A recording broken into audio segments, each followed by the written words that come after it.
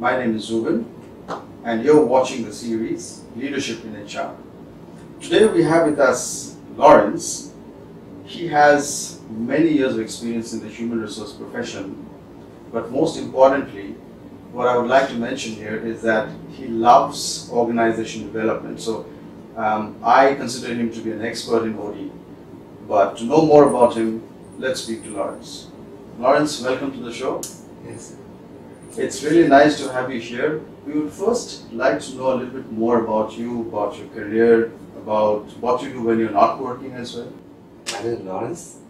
So I have been in human resources for almost 20 years, and I'm still learning every day.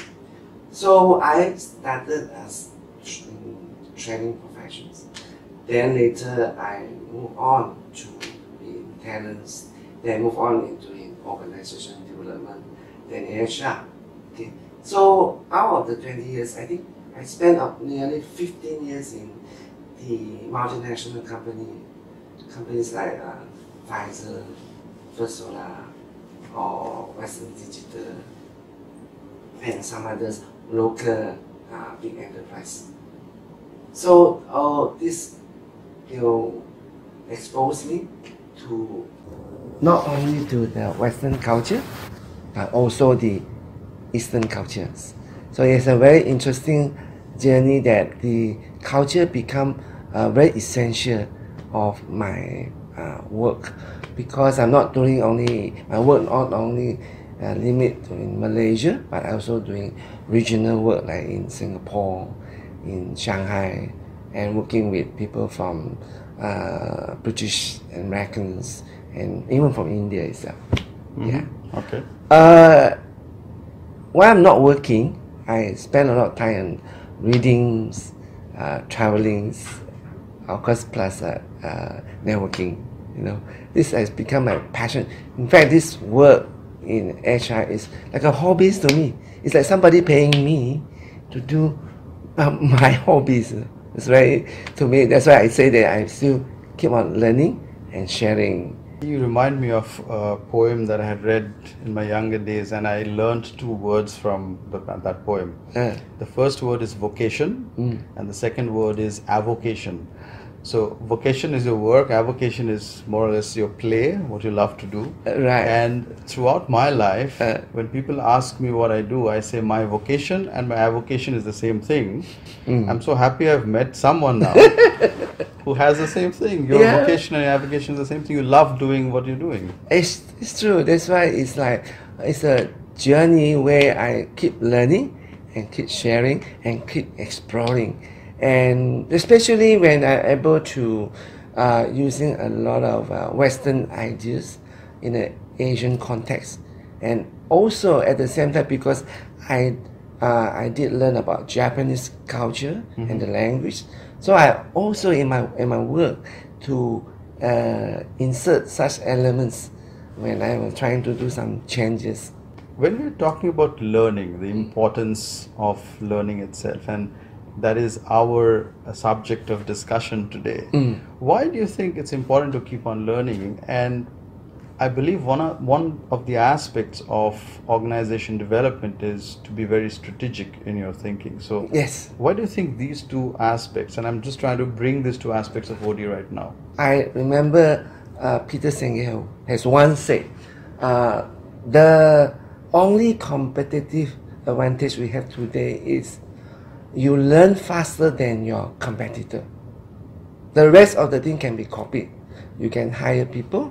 You can also buy machines and learning the new process. But if you learn faster than your competitor, they will forever cannot catch up.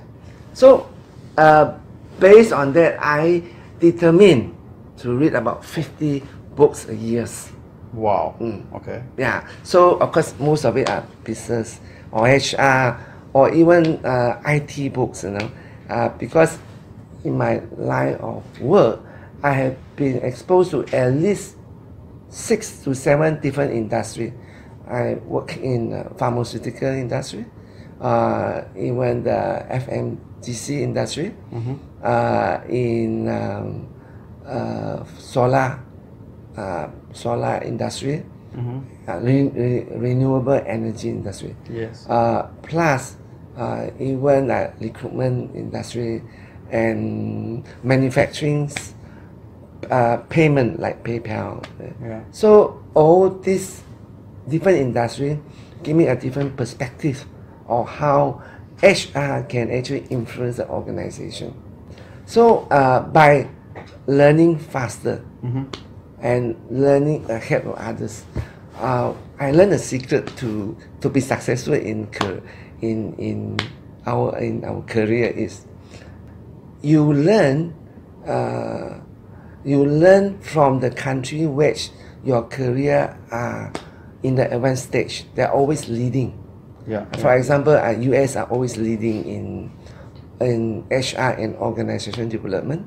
So I always read and also read and write to the people who are good in those fields from the States. Okay. Yeah.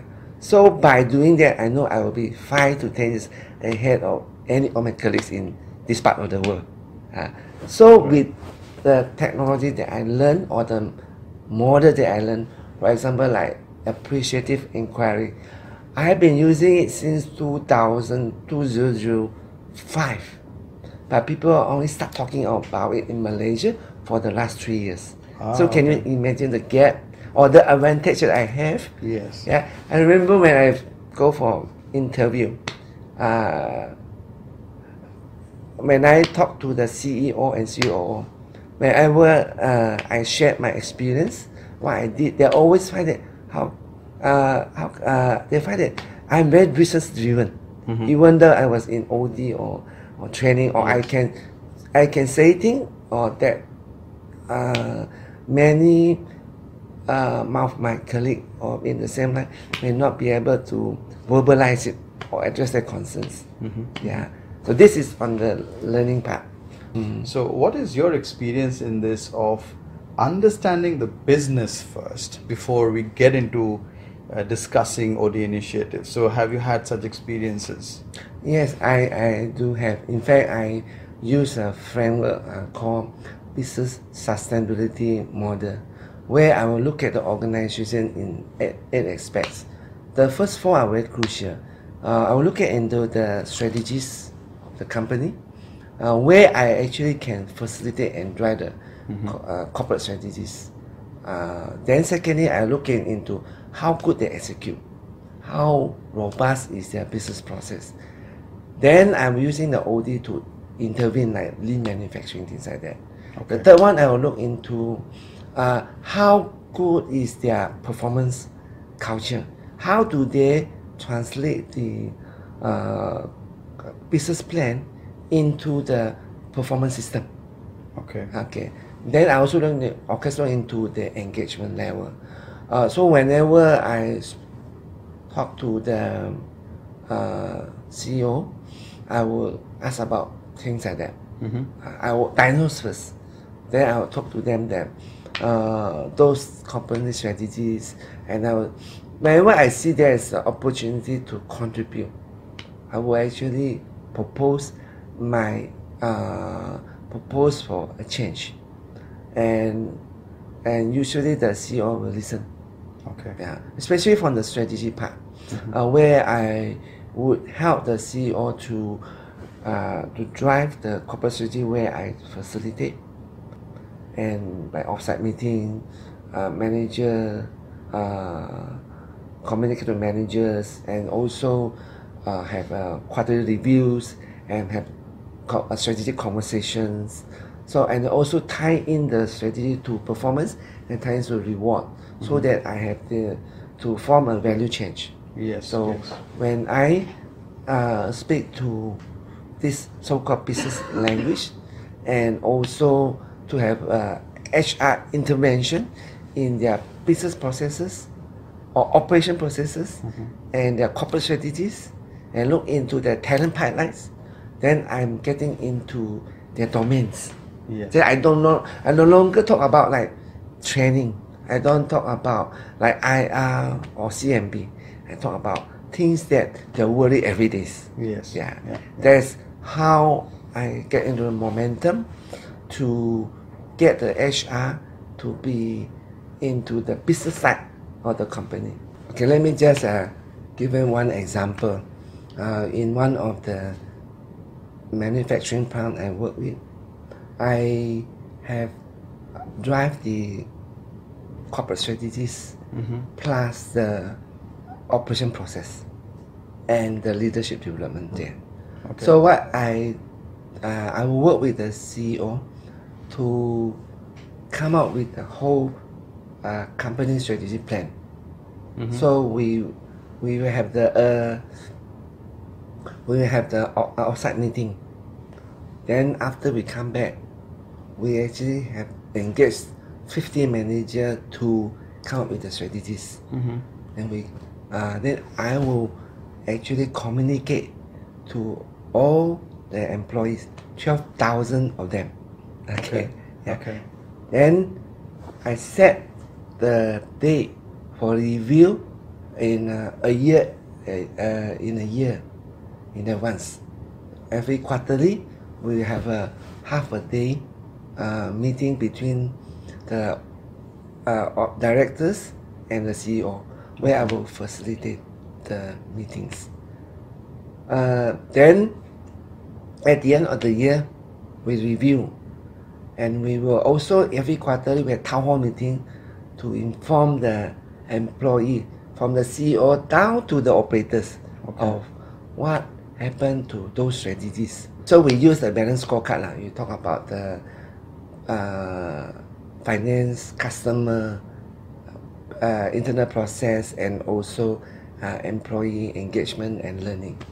So we got a very good feedback. The employee come back to us many times saying that by HR driving this and communicate, the workers begin to find the meaning of the job, and then they're very clear what they need to be done.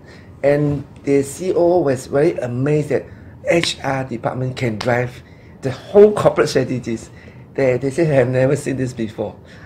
So with this, in the same company, one day the CEO threw me a challenge. How can you help me to improve the productions and reduce the waste? So after the conversation, we decided to use lean manufacturing, which is the Toyota system, which allow you to drive 30% more output. Then also I married to leadership development. Okay. So you have those like using the leadership like talents. You select the talent, you review the talent, you develop the talents, plus you also mobilize the talents. So I married these two together. Of course, we have intensive training, intensive projects. That it will impact the bottom line of the company, and also we train them on leadership.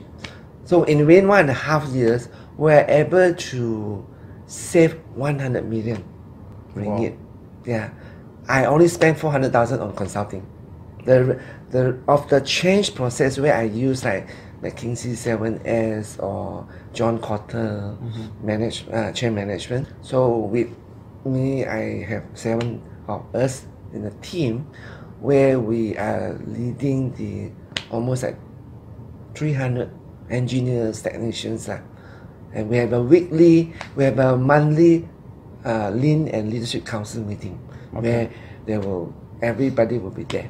So when I and my department did this, a lot of people was amazed again why HR are able to drive this initiative. And therefore the trust on HR increases, isn't it? We are almost in the center Yes. of the organization, because when we drive the lean manufacturing, we improve 30% of the production is to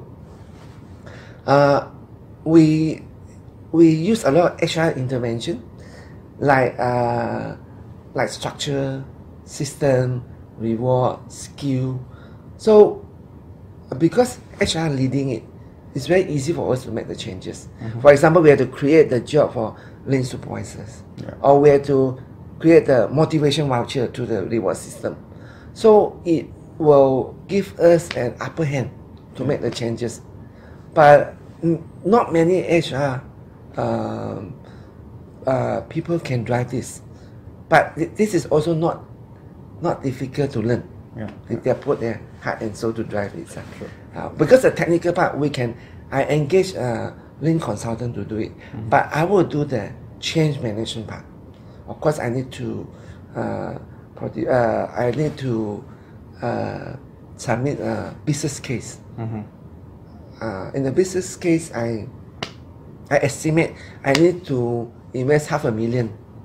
Like I say, I can save 50 million. So 100 times. Yeah. Like you say, I save 200 times. Yeah. But it's a risk. It's a risk to me, but I think worth taking. True. Yeah. But at the same time, because I also provide them leadership training, the 52 leaders that we selected today, they are the directors, the general manager, and all the senior managers of the company. That they become the pillars. Yeah. Because of what I did 5-6 years ago, Right. and today they are the pillars of the companies. So this brings me to a very important part of our discussion where our viewers would love to get some advice from you. So based on your experience, and there's so many examples and cases that you have stated, could you give us 2 or maybe 3 advice or suggestions that you would like to give to the HR professionals, what they need to do to be able to be strategic, to be able to learn more and more, and therefore apply the way that you've been able to do? What are those 2 or 3 things that they need to do? I think the first thing is that they can explore the field of organization development. Apart from the HR operations, I think HR operation is equally important.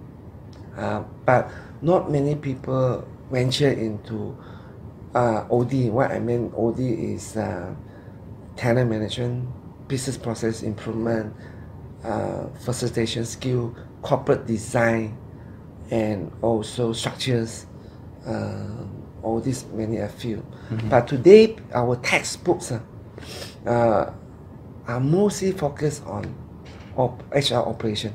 Yes. Like recruitment, training, performance management, and industrial relations. But very few are actually learning about corporate culture, organizational design, strategy management, business process improvement, and all the business acumen, or many of the business tools. So because of this, they see us as very administrative, because we don't involve in their business. Yes. So by you learning, of course, everything you must learn from somewhere first, learn from the books, and then of course you can interview some of the OD professionals who has done it before. Then you can start small, pilot run. Yeah. You can do something like appreciated inquiry, facilitate a problem solving, and also looking into a business process to improve. Things like that. Yeah. This is the first advice. Okay. Secondly, also to think like a CEO. If I were a CEO, what would I do? So you do not think yourself as an HR. Don't limit your boundaries. So if you understand what CEO looking for, then you use HR or training or OD intervention to help the leaders of your company. We know that CEO usually looking at 2 perspectives. In the business side, they will look into profit, market share, productivity, and also innovation. So this is the concern of CEO in the business side. But in the people side, they will look into culture, performance, or capability and performance culture, plus also the engagement. So if you understand these areas are the concern, you begin to look into what is the strategy plan. Yeah. And each of the strategy plan, what are the HR interventions, OD interventions, or even training interventions. Then because all these strategies, they have a business goal. And these goals are their day-to-day concerns. When you're using all this intervention, you are helping them in the day-to-day work. So therefore, they work with you.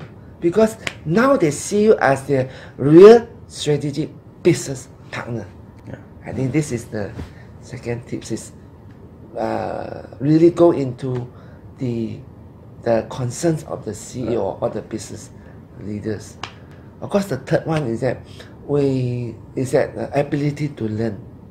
Yes. And learning fast, either through internet, to social network, to professional network, or even to webinar. I think then you are able to, with that learning attitudes, you will be able to gather a lot of information. Then you must be also willing to take risks. Yeah. But take calculated risks.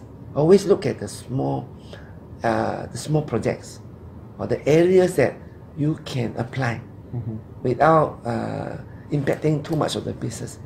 You learn, then you start applying. With a small success, you have more confidence. Then you even can go to your boss or go to your business leader. Hey, I can do this. This is my small success. I want to do this to help you. Yeah. Let me just give you an example. I use action learning in my approach. There is one of the strategies plan that we have is to improve the customer satisfaction. But this strategic goal belong to the sales and marketing directors in the company strategy plan. They must improve from 6 to 8 points. So we are still at the 6. What I did is that I engaged 3 consultants. I asked them, are you able to drive our customer service from 6 to 8? I will give you 8 months. And then you have to come up with the projects, training, follow the project and coaching, and report to the marketing team. So out of these 3, I get 2 who could do it. Then I spoke to the American marketing directors. I said that I know you have this concern, but I want to propose you a solution by using action learning. You said, your business concern, you come up with projects. I get consultant to train your people, to coach your team, and also eventually can help you to reach this business goal that you want. But I told him, I can fund the projects. I can fund the project, but you must promise me 2 things. First, the attendance must be 100%, and you must get your people to do the projects 100%. Then you must attend the monthly marketing project updates. So you could do these 3 things, I will finance the project. So it cost me about 100,000. But after 8 months, we actually hit the target. He was very happy. He almost went around to tell everybody that HR helped him to achieve the goal. So this is what I mean, that what I mean is a real intervention from HR to help the business.